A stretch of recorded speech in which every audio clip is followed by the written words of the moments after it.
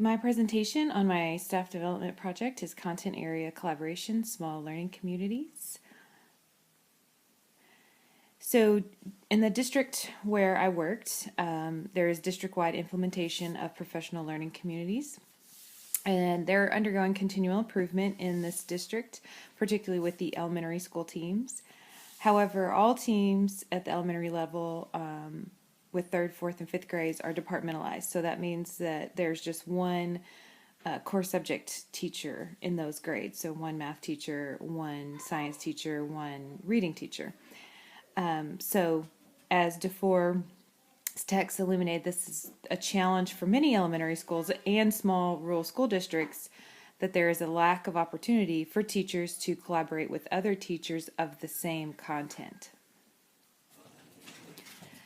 So to address this need, I worked with an instructional coach to develop an infrastructure for sustained accessible collaboration of content specializations through small learning communities. So here we have a simple graph here where you have your grade level PLCs, which are the regular collaborative time that's already scheduled into the day. And then our goal was to create satellite communities that were content specific. And the goals were to provide opportunities for content area collaboration in a timely and efficient manner, and to address pedagogical content knowledge based on the discovered through the PLC analysis. So you've got issues that may arise here that you can take to your content specific forum. So why is this important? Two reasons which I think actually go together, and there's a lot of interplay, is teacher effectiveness and teacher satisfaction. Teacher knowledge and skills is the most direct way to impact student learning, but the research tells us that improving teacher quality is complex and it's quite time consuming. In addition to that, PLCs can also have a direct impact on student learning outcomes because there's this focus on learning through this data-driven collaboration, and then there's this collective responsibility of the group for those students. On the other side of the coin, we have teacher satisfaction. Teachers are lifelong learners. They love learning. So social learning is essential to their professional growth. Teachers are more likely to sustain in collaborative efforts if they are valued, recognized, and celebrated for successes. And this is both with student achievement and also within the teacher's professional growth in and of itself, and how they have been able to be innovative and change instruction and refine instructions and things like that. Also, some of the literature is pointing to creating a culture that's open and where sharing is the norm in order to reduce stress and change attitudes towards collaborative culture. So the group that I worked with was a fifth grade PLC, which comprised of an instructional coach, fifth grade reading teacher, fifth grade math teacher, fifth grade science teacher. They met every Friday afternoon, 2:15 to 3, in their normal PLC. Of course, sometimes that meeting could be used for other purposes if things come up for the school district. When I went to observe the PLCs, I also noted there were frequent disruptions by students or the office calls, and the teacher gets pulled away, and shortened meeting times because teachers end up with other duties. So this collaboration, has a tendency to be a little chaotic. But there was good data-focused discussions happening in this PLC. But it does bring to light that collaborative time is difficult to schedule, and school leaders at this district have made an effort to build weekly meetings into the school day for elementary, not so much for secondary. So, therefore, any additional collaborative opportunities must take into account the constraints of time and recognize that effective development happens with this well-planned collaboration. So for this project, in order to keep that time issue in mind, a pineapple chart and Google Classrooms provided synchronous and asynchronous opportunities for collaboration time. So this is a picture of our pineapple chart that was built in the teacher work group.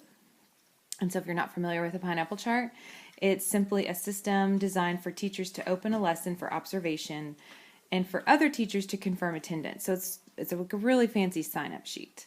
So let's say I think I teach magnetism to my fifth grade students really well using a type of collaborative group learning project or some kind of jigsaw, or I use some specific instructional strategy, and I think other teachers would benefit from seeing this lesson.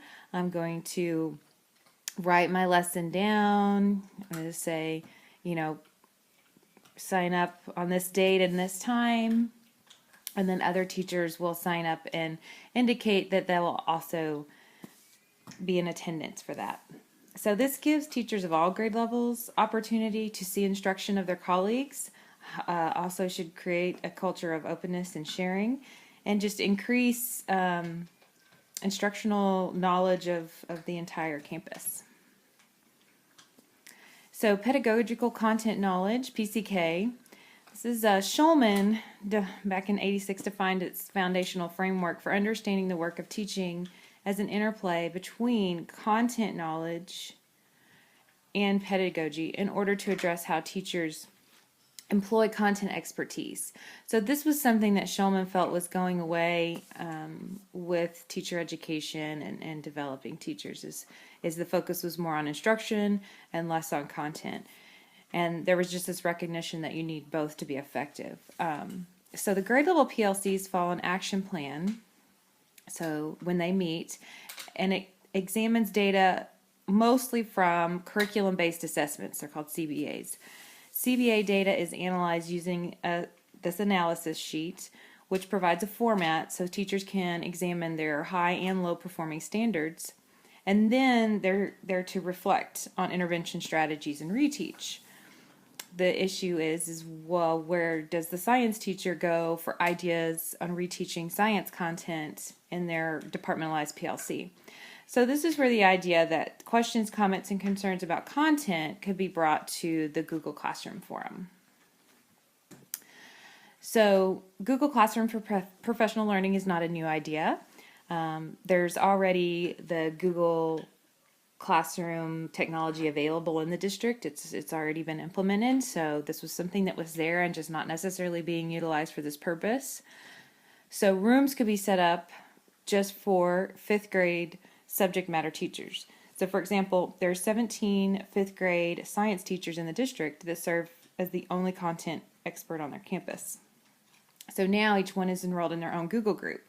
So they can go to this classroom, share lesson plans, intervention strategies, ask questions, comment, or their concerns just about fifth grade science TEKS. So those TEKS is essential knowledge and skills, or their standards, reporting categories, and things like that.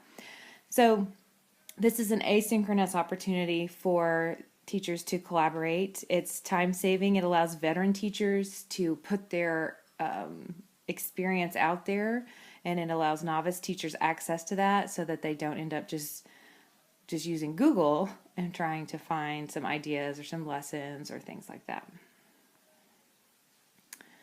So what is the evidence of effectiveness for this project? So things are just getting started, just getting set up, but from observations, a couple key points is that there's a math teacher that's new to the district, and she has verbalized the need to collaborate with other fifth grade math teachers within the district.